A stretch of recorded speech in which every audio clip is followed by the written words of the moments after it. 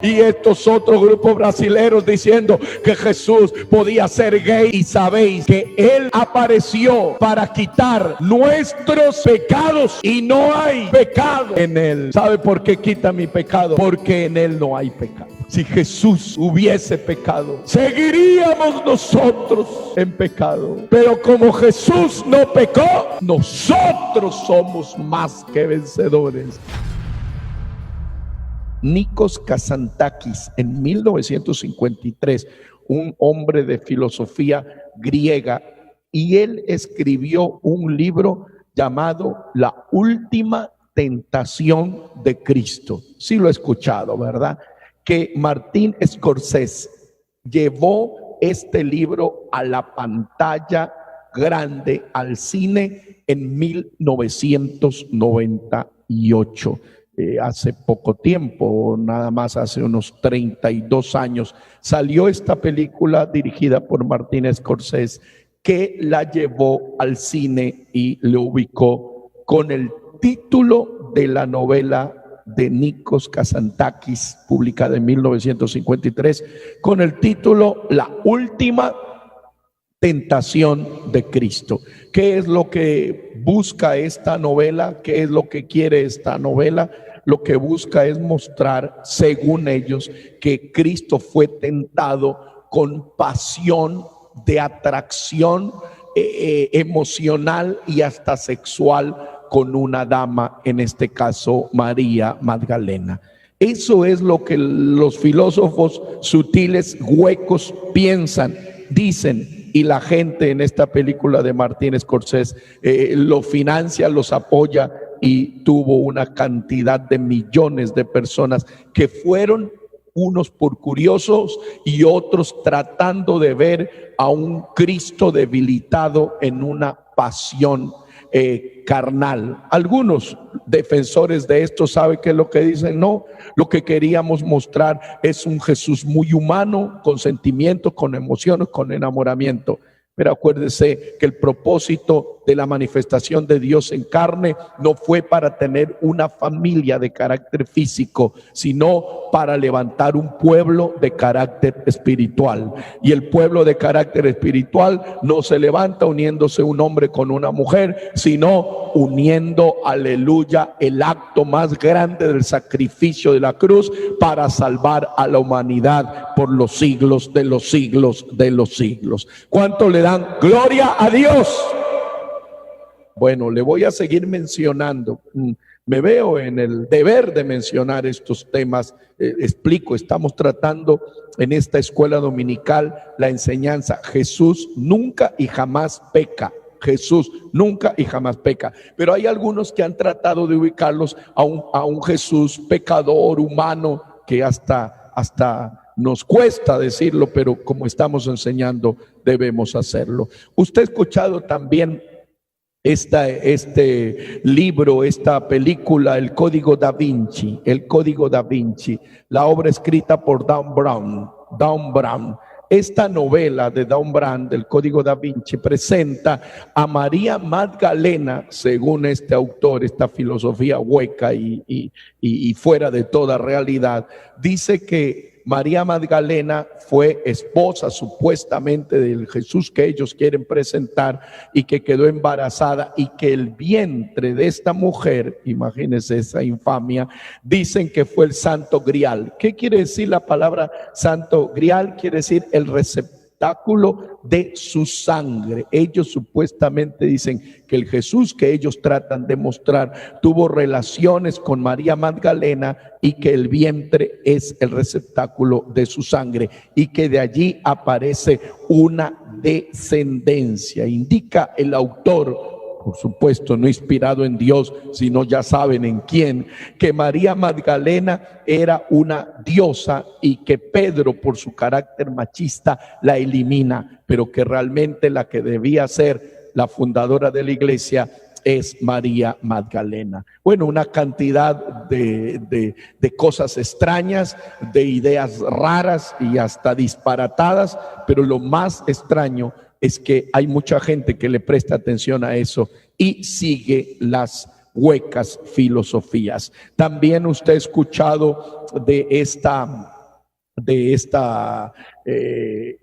Jesucristo Superstar, Jesucristo Superestrella, que fue una dramatización donde lo quieren presentar a Jesús en el sentido ya de un artista, de un arte, y allí lo ven a Jesús supuestamente teniendo un enamoramiento de María Magdalena. El Evangelio Perdido es otro libro que salió hace poco, donde va otra vez a la idea de Dan Brown y tratando de presentar a Jesucristo en una idea de relación con María Magdalena. Pero en medio de tanto, un catedrático de historia de la Universidad de Oxford, de apellido McCulloch, dijo: esa es la tontería más grande que se ha escrito, y expresó: y me sorprende que una biblioteca respetada como la británica acoja este tipo de autores. Le estoy diciendo el criterio de una persona no cristiana, pero con respeto a la figura de Cristo, y dijo que este tipo de novelas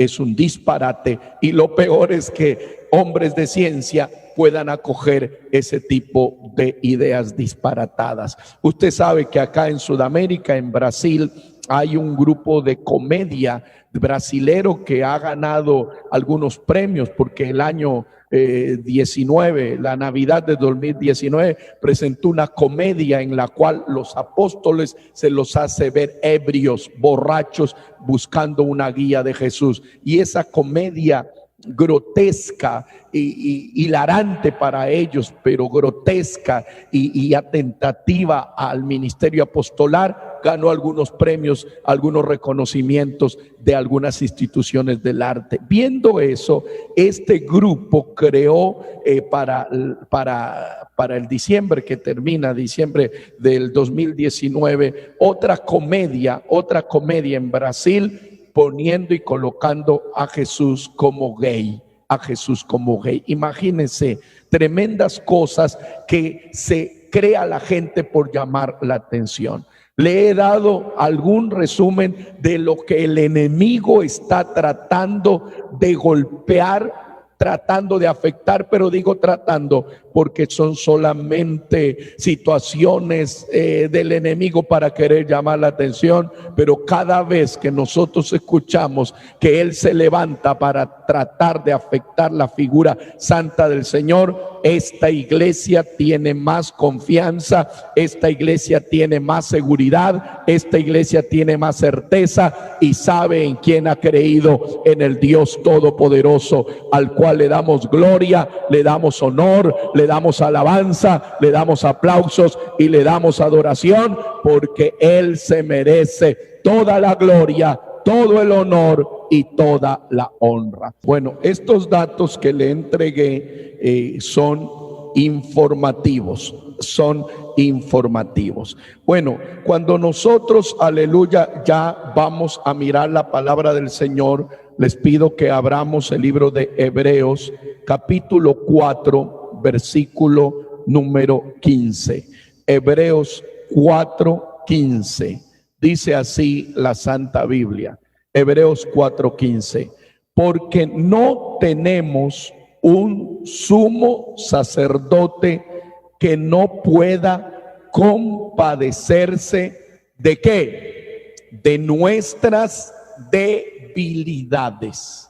Lo que está explicando aquí el libro de Hebreos es que nosotros tenemos un sumo sacerdote, y ese sumo, la palabra sumo, máximo, y sacerdote, el que oficia, el que intercede. Compadecerse quiere decir hacerse al otro, y debilidades son nuestras limitaciones.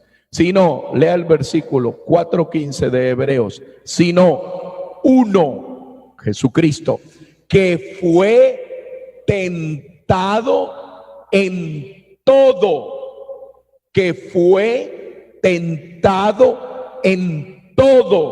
según nuestra semejanza, pero, dígalo fuerte, pero sin pecado. ¿Cuánto le damos gloria al nombre del Señor? ¿Cuánto le damos gloria al nombre del Señor? Jesucristo fue tentado en todo. Bueno, aquí hay una situación que, bueno, hay amigos que están escuchando y hay otros hermanos que llevan mucho tiempo en el camino. Trataremos de ubicar un lenguaje mediano para no ser tan especialistas ni profundos, pero tampoco demasiado básicos. Cuando hablamos de ser tentado en todo, el ser humano asocia la tentación, el ser humano asocia la tentación, si le dicen a una persona, tentación, inmediatamente en nuestro contexto, si usted le dice a una persona tentación, se está hablando especialmente de temas de orden sexual. El ser humano se le prende allí su memoria y dice, no, ese es un tema de orden sexual.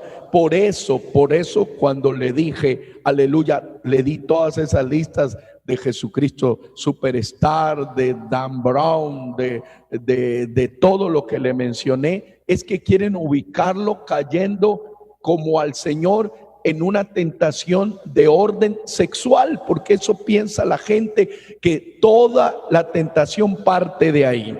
Pero acuérdese, aleluya, que no toda tentación o pecado responde a características de orden sexual. Nosotros leemos que el Señor fue tentado en todo. La tentación del todo es el todo comprensible a nuestra humanidad. Acuérdese que la manifestación de Dios en carne puso un cuerpo semejante. Aquí la Biblia dice, según nuestra semejanza.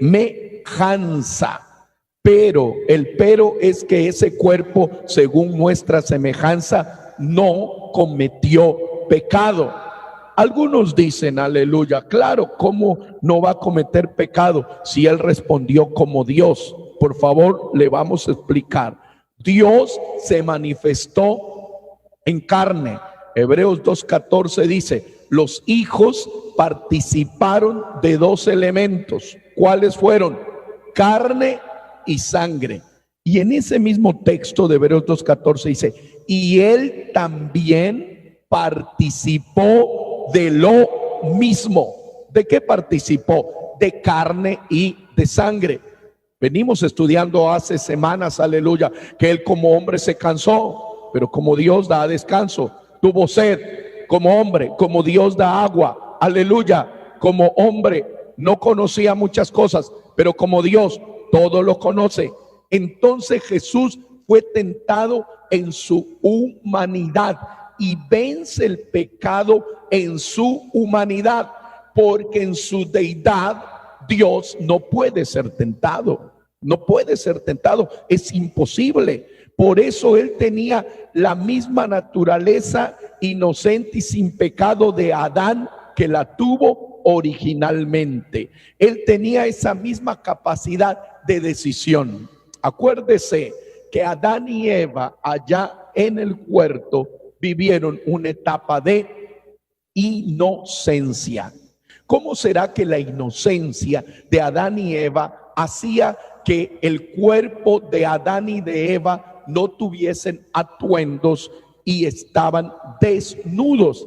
Y esa desnudez no producía ni en Adán ni en Eva atracción, no le producía el deseo concupiscente de atracción sexual, porque vivían ¿en qué? En una condición de inocencia.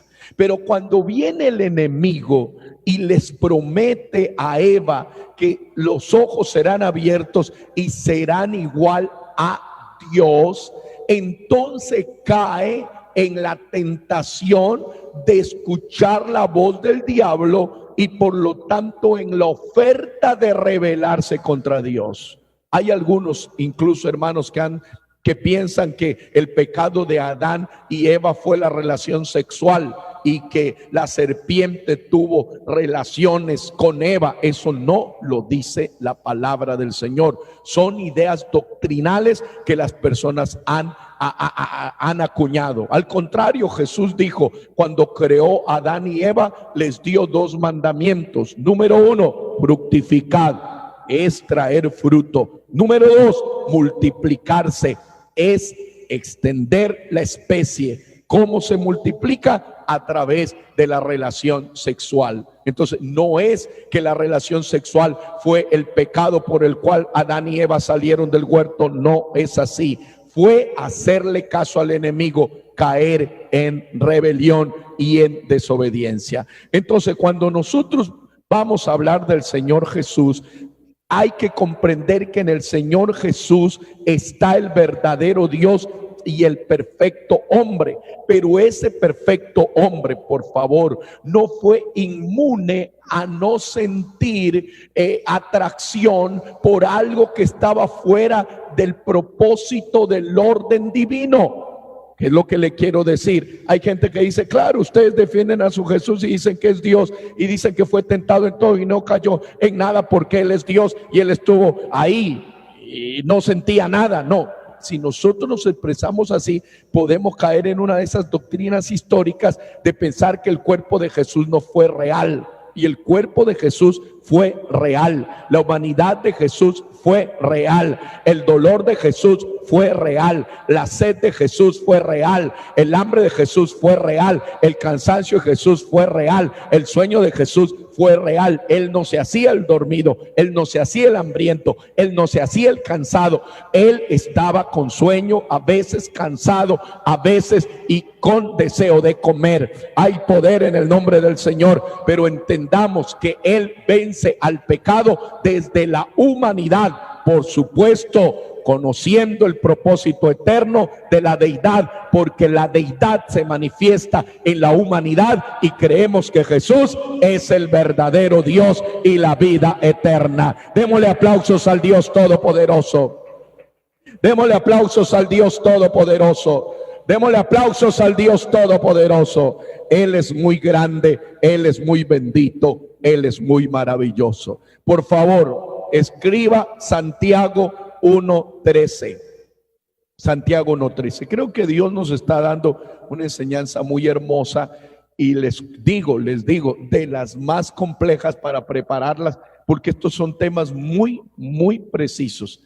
Los que están escuchando y son predicadores de la palabra sabrán, aleluya, que uno para predicar una hora, no es que se prepara media hora, no, son días, son semanas, son experiencias que Dios incluso le ha dado toda la vida. Y predicar doctrina es una bendición, pero hay que hacerlo con mucho cuidado, porque una palabra no bien expresada puede ser mal entendida y puede crear un criterio distinto a la verdad. Santiago 1:13. Cuando alguno es tentado, ese alguno es una generalidad, no diga ese alguno que es tentado de parte de Dios. Estamos claros, ¿verdad? No diga Dios me está tentando, no, Señor. Porque Dios no puede ser tentado por el mal. Diga gloria a Dios. Ni Él tienta a nadie. Este es un versículo de oro para este tema. Primeramente dice, los seres humanos, los cristianos, porque la carta de Santiago es una carta ya para la iglesia, los cristianos cuando son tentados, para nosotros los cristianos es tentación. Para un mundano que una mujer inconversa le diga, qué hombre guapo que eres, mira que aquí no tengo a mi esposo, estoy sola y todo eso, o que una mujer o que un hombre le invite por allí a hacer cosas indebidas, ellos no dicen es una tentación. ¿Qué dicen? ¿Es una qué? Es una oportunidad. Ellos dicen eso. Cuando uno va a un lugar y se encuentra un billete importante y ve que se le cayó a una persona, ellos no dicen, no, esto es una tentación, no dicen, no, buena suerte. Lo que en el mundo es oportunidad, es buena suerte. Para el que tiene la mente de Cristo, puede ser visto, aleluya, como una obra del enemigo para hacerlo caer en pecado. Por eso dice la palabra del Señor, cuando alguno es tentado, no diga que es tentado de parte de Dios. No diga eso, no diga. ¿Por qué razón no es tentado de parte de Dios? Porque Dios, en esencia, en espíritu, no puede ser tentado por el mal. Demos gloria al Señor, aleluya. El enemigo, mire, y este es un texto maravilloso: Satanás, el mal, el diablo, el padre de la mentira, no puede tentar a Dios, no puede. Es improbable, es inexistente, no es posible, no lo puede hacer, porque es como comparar una batalla de un elefante contra una hormiga. Viene el elefante y coloca el pie sobre la hormiga y la elimina. El Dios que tiene esta iglesia es extremadamente grande, maravilloso y bendito y glorioso y fuerte en su gloria, en su soberanía, en su santidad, en su inmensidad.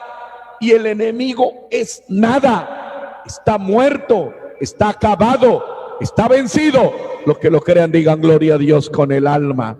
Entonces el enemigo no puede tentar a Dios. Entonces dirán los amigos: pero ustedes que dicen que Jesús es Dios, ¿cómo entonces Satanás tienta a Jesús y ahí está tentando a Dios? No está tentando a Dios en esencia, sino que está tentando a la manifestación humana de la deidad. Por eso es que el enemigo lo lleva y le muestra toda la grandeza de los reinos. Por eso es que el enemigo le dice: échate abajo, hablando de la integridad física. No le va a decir échate abajo al espíritu, si el espíritu lo llena todo. Le dice: échate abajo, ¿qué? Al humano.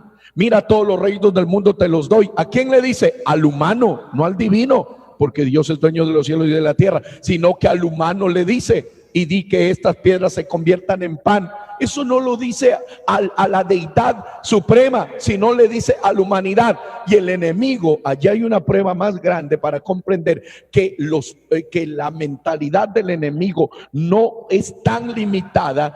Él pensaba que tratando de vencer a Jesús, tratando de hablarle a Jesús como si fuese un humano cualquiera, obtenía todas las cosas. Pero lo que el enemigo no sabía es que en ese cuerpo está toda la plenitud de la deidad corporalmente, como lo dice Colosenses capítulo 2 versículo 9. Nosotros sabemos, aleluya, que Jesús es el verdadero Dios y la vida eterna, y que Él como Dios no puede ser tentado, pero en su humanidad fue tentado y venció la tentación y no cometió pecado jamás. ¿Cuánto le damos gloria al nombre del Señor?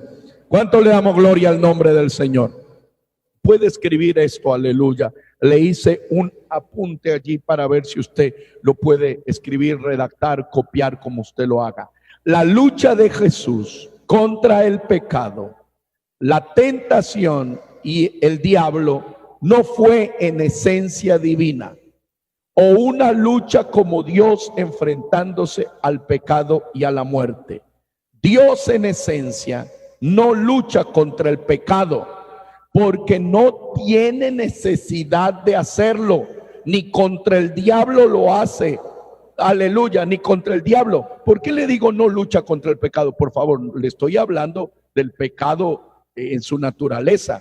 El Señor, cuando por el pecador dio la vida, pero Dios en esencia no tenía una lucha. Él no tiene. Por eso, por favor, cuando enseñemos y prediquemos, no tratemos de predicar un Dios como que está diciendo: a ver, ¿quién vence, el bien o el mal? Eso es indudable, eso no debe haber duda. El Señor Jesús es vencedor, y el Señor no tiene que demostrarle al enemigo que tiene poder. No, Señor.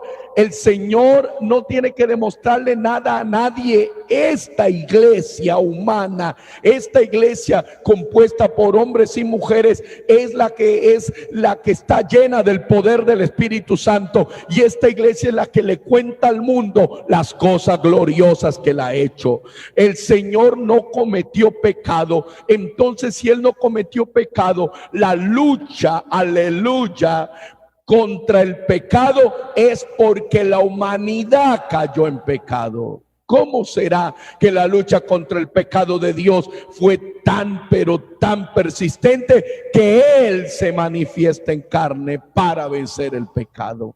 Que Él se hace hombre para matar a la muerte, que Él siente dolor para quitar el dolor, que Él lo coronan de espinas para que nosotros seamos coronados en victoria y en gloria, que Él tiene sed para darle agua al sediento, que Él, aleluya, camina sobre las aguas para demostrar que es el creador de los cielos y de la tierra. Solo un Dios tan grande, tan justo y tan bueno puede tener esa capacidad divina para trazar un plan tan perfecto, tan grande, tan maravilloso y tan especial. Y solo una iglesia tan humilde tiene la capacidad de entender ese plan redentor, que hay un solo Dios que se manifestó en carne. Miren lo que continuamos, aleluya. La naturaleza humana de Jesús era sujeta, era obediente y se sometía voluntariamente a la naturaleza divina. Aleluya. La palabra de Dios dice que Él aprendió obediencia. No podía pecar. Entonces, en sentido práctico, Jesucristo, aleluya, no podía pecar. ¿Sabe por qué? Porque el Espíritu eterno, aleluya, estuvo desde la concepción.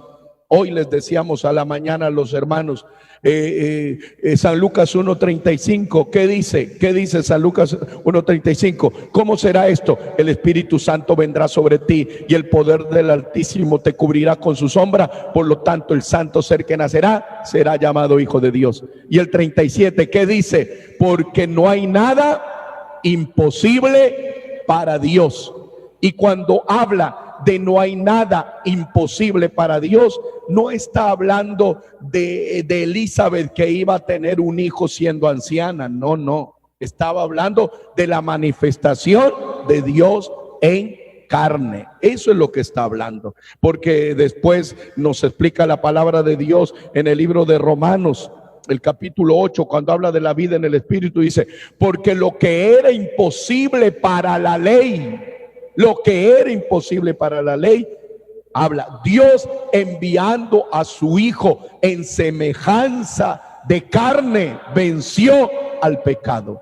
Allí, ese texto tan repetido por nosotros, no hay nada imposible para Dios, no se está refiriendo a condiciones milagrosas de carácter humano, de beneficio humano, como comida, como bebida, como una mujer anciana que quede embarazada. No, se está refiriendo a la manifestación de Dios en carne. Quien cree que Dios se manifestó en carne, cree que tiene un Dios de lo imposible. Quien no cree que Dios se manifestó en carne, entonces para él su Dios es limitado. Pero esta iglesia sí cree y está seguro que Dios se manifestó en carne, por eso le adora en espíritu y en verdad. Diga gloria al nombre del Señor Jesucristo.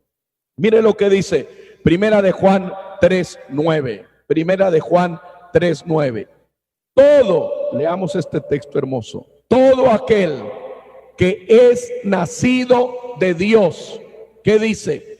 No practica el pecado, porque la simiente de Dios permanece en él y no puede pecar. ¿Por qué razón? Porque es nacido de Dios. Este versículo también es hermoso para lo que estamos hablando. Por favor, Primera de Juan 3:9. Podemos leerlo. Todo aquel que es nacido de Dios no practica el pecado, porque la simiente de Dios permanece en él y no puede pecar porque es nacido de Dios. Allí está utilizando una explicación, un ejemplo, una alegoría, no una hipérbole, una exageración, no, una realidad, una analogía, porque le está diciendo: mira, si una persona nace de Dios y tiene la simiente de Dios, él no puede pecar. Diga gloria a Dios. Y si la simiente, lo que es nacido de Dios, no puede pecar, imposible pensar que Jesucristo, siendo Dios, podía pecar. En otras palabras, si un creyente se convierte, se consagra, se bautiza en el nombre de Jesús, es lleno del poder del Espíritu Santo y le viene cualquier tipo de tentaciones, ¿sabe por qué no cae en tentación?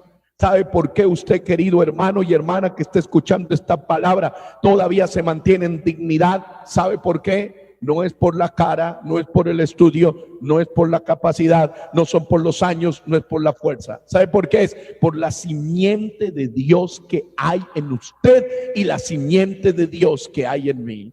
Hay mucha gente que a veces siempre está tratando de decir, ay, la tentación, el diablo y el diablo y el diablo y la carne y la carne. ¿Sabe qué? Cuando usted está lleno del poder del Espíritu Santo, usted cree que es nueva criatura, no por voluntad de carne ni por voluntad de sangre, sino por voluntad de Dios.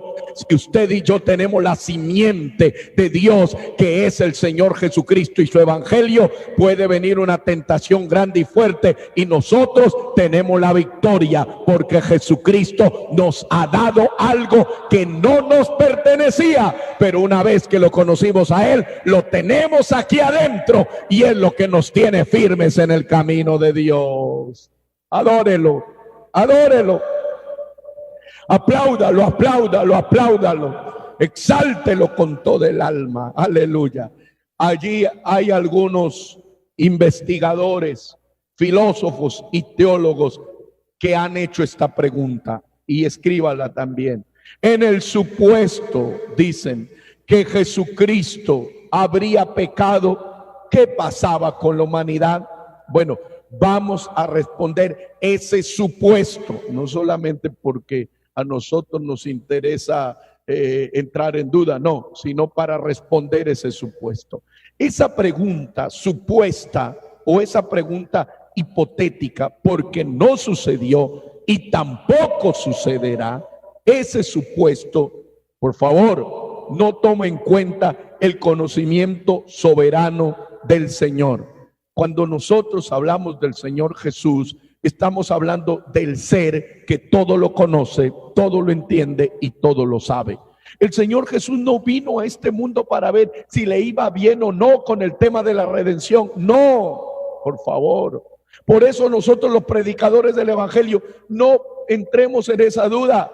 Decir, no sé cómo me va a ir en este mensaje. ¿Cómo va a decir, no sé cómo me va a ir en este mensaje? Usted y yo sabemos que si predicamos la palabra, esta palabra tiene poder, tiene autoridad y hace lo que ella quiere, porque es la palabra de Dios.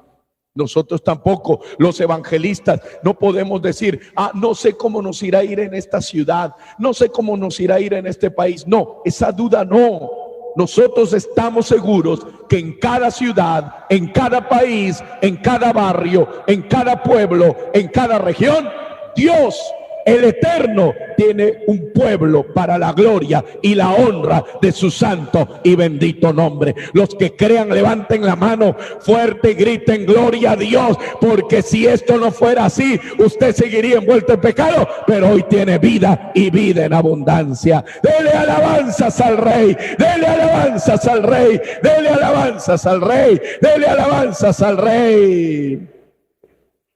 Sin embargo, si alguien insiste en una respuesta, diríamos, aleluya, si en el supuesto que la humanidad de Cristo no se sujetaba al plan eterno de la redención, inmediatamente Cristo supuestamente dejaba de ser Cristo, cosa que es imposible pensarlo.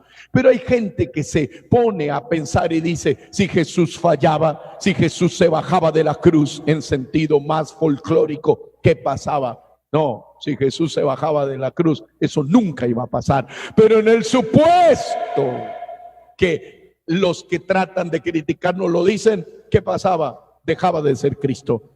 Dejaba de ser Cristo, pero no podía, porque acuérdese, ahí le explico nuevamente lo de los domingos anteriores. Algunos piensan que el Espíritu Santo vino en el momento que la figura en forma de paloma desciende sobre Jesús en el bautismo. No es que allí es Jesús lleno del Espíritu Santo.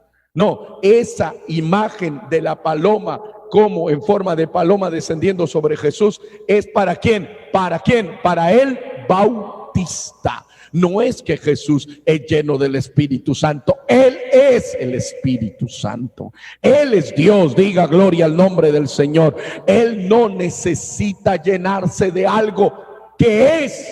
Su naturaleza es espiritual y su naturaleza es santa. Entonces, por favor, hay doctrinas que dicen allí Jesús fue lleno del Espíritu Santo y el Espíritu Santo se le apartó en el momento en que iba a morir. No es así. Desde la concepción misma le dice el ángel a María. María dice: yo no he tenido relaciones sexuales, no conozco varón, ¿cómo voy a quedar embarazada? No te preocupes, el Espíritu Santo vendrá sobre ti. Y no habló en lenguas, no, aleluya, porque lo de la lengua fue después, en el día de Pentecostés. El Espíritu Santo vendrá sobre ti y el poder del Elión, del Altísimo, te cubrirá con su sombra. Por lo tanto, el santo ser que nacerá será llamado Hijo de Dios. Lo que nació, aleluya, es la manifestación de Dios en carne, en santidad desde pequeño. Por eso él crecía en tres cosas: en sabiduría, en estatura y en gracia delante de Dios y de los hombres.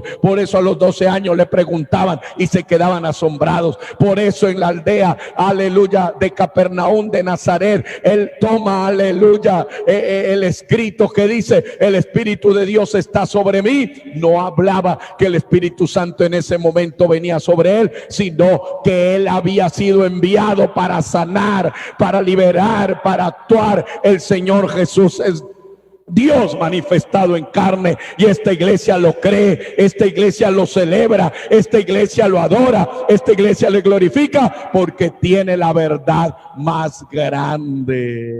Dele gloria a Dios, dele gloria a Dios. En el tiempo de Jesús, ¿de qué lo acusaban? Vamos a la Biblia.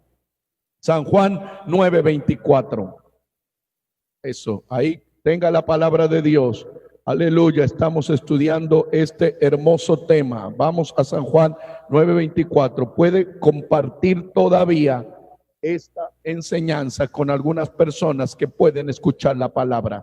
San Juan 9:24 dice así: entonces volvieron a llamar al hombre que había sido ciego y le dijeron: da gloria a Dios, nosotros sabemos que ese hombre es ¿qué? Pecador.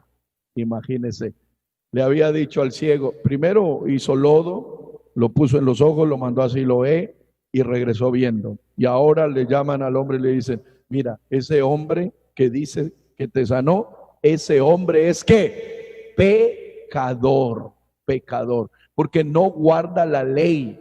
Los fariseos lo acusaban que él no guardaba el sábado.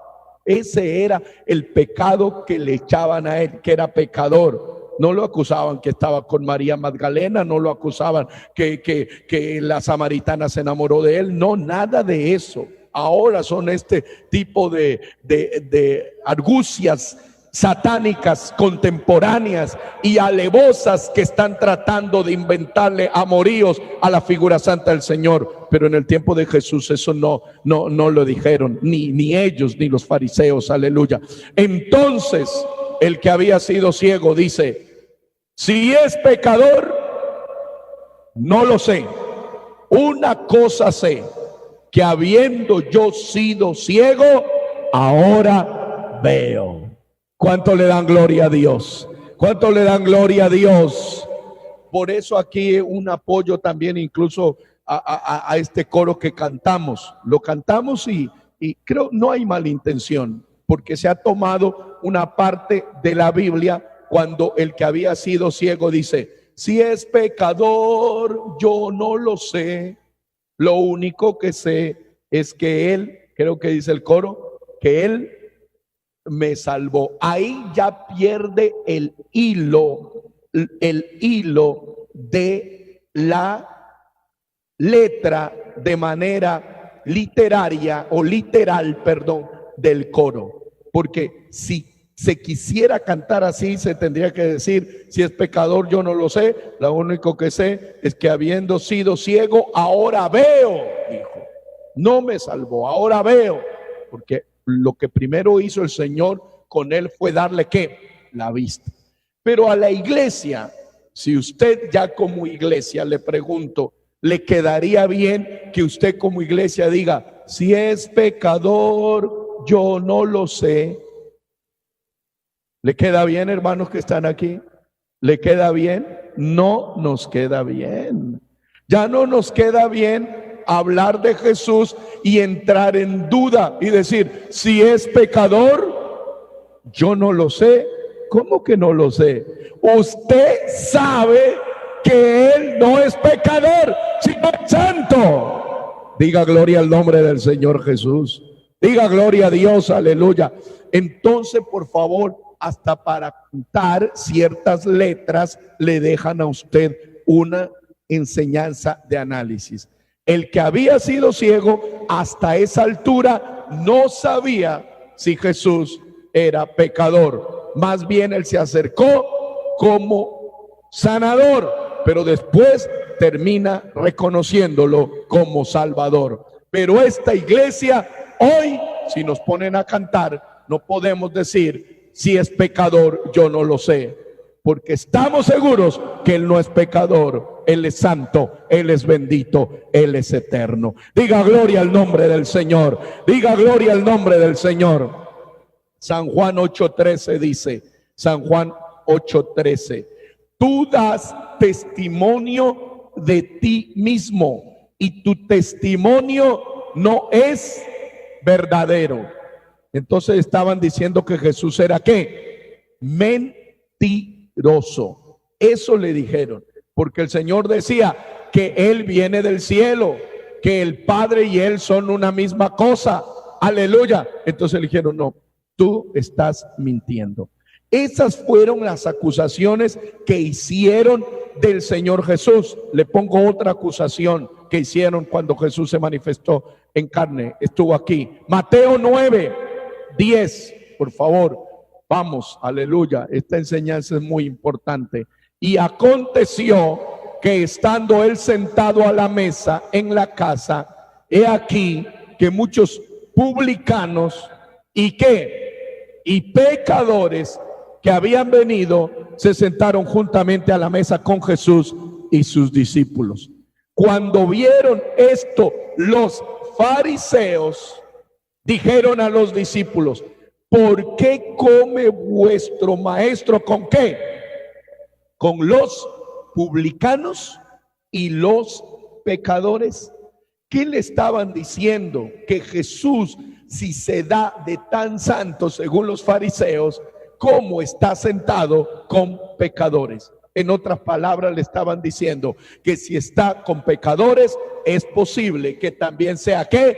Un pecador más. Ese era el criterio de los fariseos. Incluso en San Mateo 11:18 hay otra aseveración de este grupo contra Jesús. San Mateo 11:18, porque vino Juan, aleluya, que cuando está tomando un cuadro alegórico entre el bautista, vino Juan que ni comía ni bebía. Él pasaba en el desierto. ¿Y sabe qué? Les dijo el Señor: ustedes hablaron de Juan diciendo que está endemoniado, porque no come ni porque bebe, porque vive en el desierto, porque come miel, langostas, porque tiene un cinto de camello.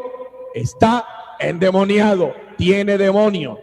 Y vino el Hijo del Hombre, él mismo se autodefine como el Hijo del Hombre, que come como hombre y bebe como hombre, y dicen: he aquí un hombre comilón y bebedor de vino, amigo de publicanos y de pecadores. Hay poder en el nombre de Jesús. El Señor tenía claro lo que pensaba la gente de él. Pero como lo leímos en el mismo libro de San Juan 8:46, ¿quién me redarguye de pecado? El Señor dijo, ustedes pueden pensar lo que sea, pero ¿quién de ustedes me ha visto pecando? ¿Quién de ustedes me ha visto haciendo lo malo? El Señor Jesús jamás podía pecar porque es la manifestación de la esencia divina. Acuérdese esto, no se olvide nunca, querido hermano y amigo. El Dios que tiene la iglesia del Señor, la iglesia de Jesucristo, este Dios, su esencia es espiritual, pero su virtud es la santidad. Diga gloria al nombre de Jesús, es la santidad. No podemos separar su naturaleza de su virtud. ¿Cuál es su naturaleza? La espiritualidad. ¿Y cuál es su virtud? La santidad. No podemos, aleluya, pensar que este Dios es todopoderoso, pero deja de ser santo. Este Dios es todopoderoso y es santo. Este Dios es bueno y es santo. Este Dios es eterno y es santo. Este Dios es misericordioso y es santo. No podemos sacar la esencia de su santidad, porque el día en que queramos sacar la santidad de la deidad, ese día ya desfiguramos a Dios y ya no es el mismo Dios de la Biblia. Pero el Dios de la Biblia es un Dios santo, es un Dios santo, es un Dios santo, es un Dios santo, es un Dios eterno. Apláudalo, adórelo, adórelo. Apláudalo, apláudalo, apláudalo, apláudalo. Su gloria se manifiesta aquí. Su poder se manifiesta aquí. Su presencia la podemos sentir aquí, aleluya. Su nombre tiene poder. Pilato reconoció que Jesús fue justo. San Mateo 27-24. Viendo Pilato que nada adelantaba, sino que se hacía más alboroto, tomó agua y se lavó las manos delante del pueblo, diciendo: inocente soy yo de la sangre, ¿de qué? De este justo. Allá vosotros. El que estaba dirigiendo el tema del sacrificio del Señor allá en el Gólgota, cuando Jesús expiró, ¿qué dijo? Verdaderamente este hombre era justo. Aleluya. Como hay gente que trataba de declarar que él era pecador, hay otros que sin ser seguidores reconocieron su justicia y su santidad. Por eso, aleluya, entrando a la aplicación final de esta hermosa temática, aleluya, ¿qué podemos decir? Que Hebreos 2:18, pues en cuanto él mismo padeció siendo tentado, dígalo conmigo, es poderoso para socorrer a los que son tentados. ¿Cuánto le alaban al Dios eterno? Alábale, alábale, alábale, alábale, alábale. Oh santo, la palabra padecer no es sonreír. La palabra padecer es sentir dolor, angustia, es sentir, aleluya, el padecimiento. Él padeció siendo tentado. Le repito una y otra vez, pero no asocie esa tentación simplemente con el deseo concupiscente del tema de la sexualidad fuera del orden. No, aleluya, la tentación abarca una cantidad de conceptos también variados, pero el Señor padeció siendo tentado, pero es que poderoso para socorrer a los que son tentados. La palabra de Dios en el libro de Primera de Juan, capítulo 3, Primera de Juan, capítulo 3, versículo 5 dice: y sabéis que Él apareció para quitar nuestros pecados, y no hay pecado en Él. Levante sus manos. Oh, aleluya. Él vino para quitar mi pecado. ¿Sabe por qué quita mi pecado? Porque en Él no hay pecado. Simplemente. Si Jesús hubiese pecado, seguiríamos nosotros en pecado. Pero como Jesús no pecó, nosotros somos más que vencedores por medio del Señor Jesucristo. Oh, aleluya. El enemigo, con su entendimiento limitado, dijo: lo voy a llevar al monte de la tentación, voy a estar aquí. El Espíritu permitió, porque dice que el Espíritu lo llevó al lugar, al desierto, y allí vino el enemigo, el tentador, y lo tentaba. El enemigo dijo: aquí yo la tengo, las de ganar. Aleluya. Pero no sabía, por su limitación del enemigo, que el Señor Jesús jamás iba a perder, jamás iba a ceder, jamás iba a dar un paso en falso, porque la esencia de la virtud de la deidad se manifestó, aleluya, para salvarnos a nosotros. Y si nosotros lo tenemos a Él como la figura más alta, más elevada, más bendita, más maravillosa, por eso, aleluya, cuando estaba estudiando acerca de este tema, y Jesucristo Superstar y Dan Brown y el Código Da Vinci y La Última Tentación y estos otros grupos brasileños diciendo que Jesús podía ser gay, tantas aberraciones, tantas ideas malignas, tanta perversión para tratar de sacarnos la imagen tan real, pero a nosotros no lo pueden sacar ni del corazón ni de la mente, que el Señor que tiene esta iglesia es un Señor santo. Apláudalo, un Señor santo, apláudalo, un Señor bendito, un Señor maravilloso y eterno. Adórelo con el alma si usted cree que la imagen santa, sagrada, pura y limpia permanece incólume, no cambia, no se altera, porque Él es santo. Alabanza. ¿Cuántos sienten en esta hora la santidad de Jesús? No le quiero invitar a pensar en la sanidad de Jesús, sino en la santidad de Jesús.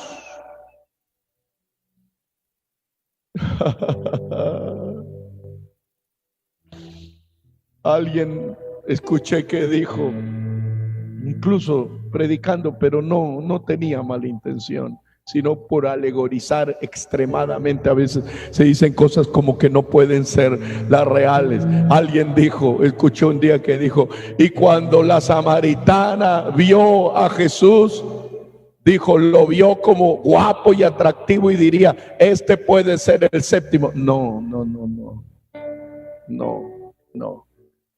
Cuando la samaritana ve a Jesús, lo único que ve es un judío que le estaba pidiendo agua. Pero la samaritana, aleluya, no ve un hombre seductor, un hombre atractivo, un hombre que seduce, no.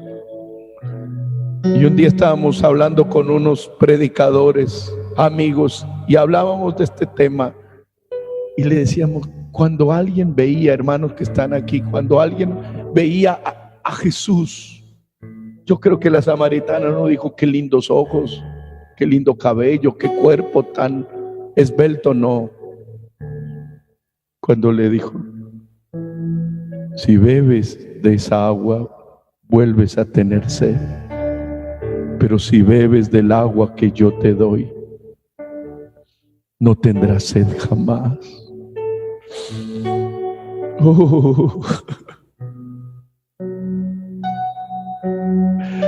Cierre sus ojos, levante sus manos. Si alguno tiene sed, venga a mí y beba. El que cree en mí, como dice la Escritura, de su interior correrán ríos de agua viva.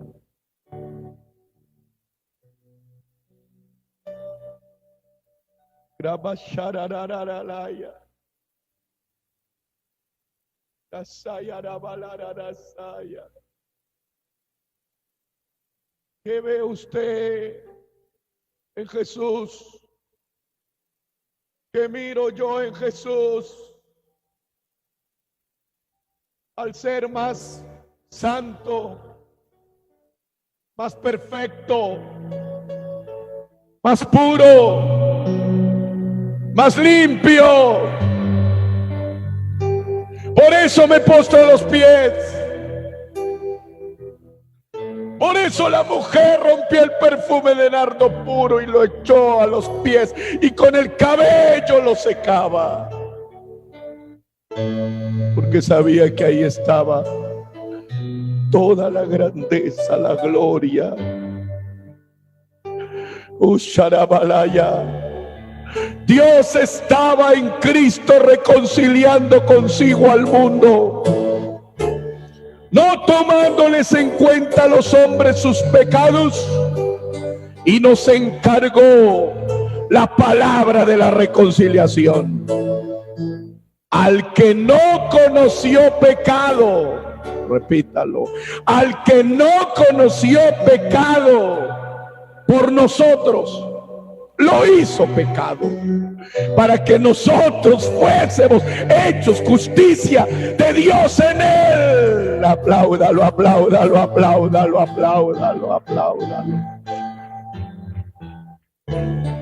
Sabiendo que fuisteis rescatados de vuestra vana manera de vivir, la cual recibisteis de vuestros padres, no con cosas corruptibles como oro o plata, sino con la sangre preciosa de Cristo, como de un cordero,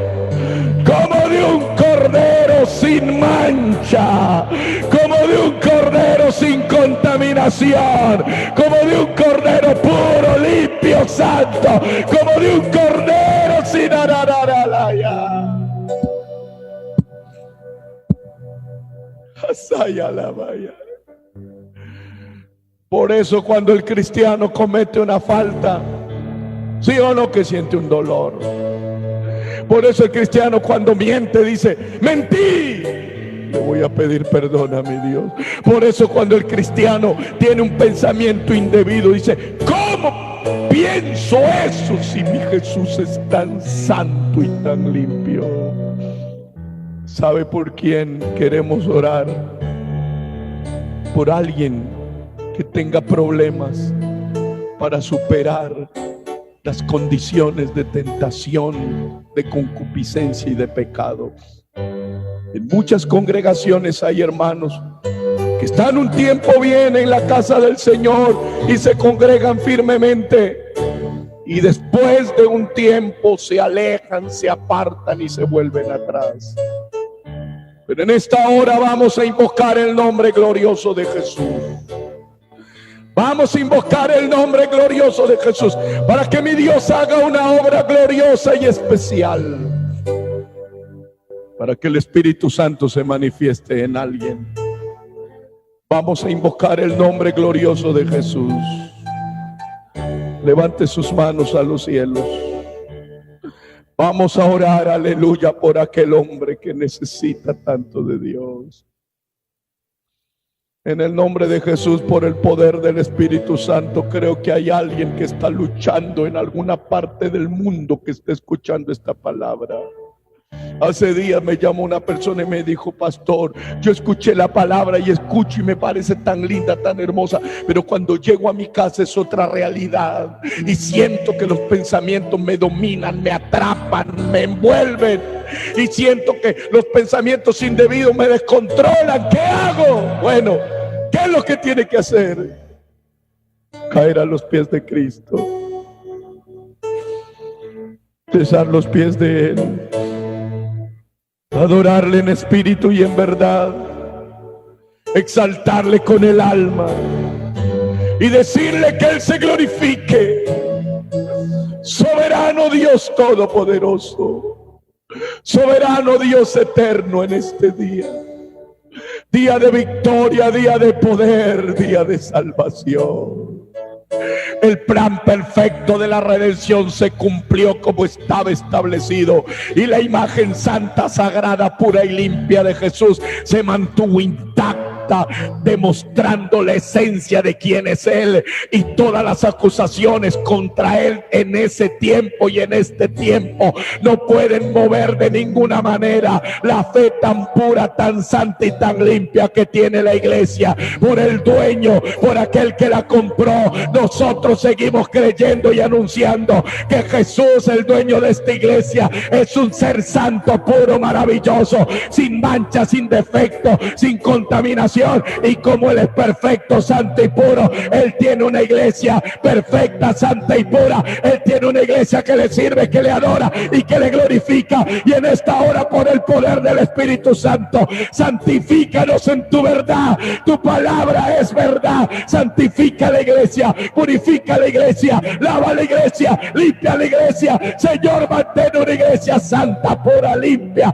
como tú eres santo, puro y limpio, porque tú no cometiste pecado y has perdonado nuestros pecados y nos has lavado, Señor, con tu sangre, y hoy te adoramos en espíritu y en verdad.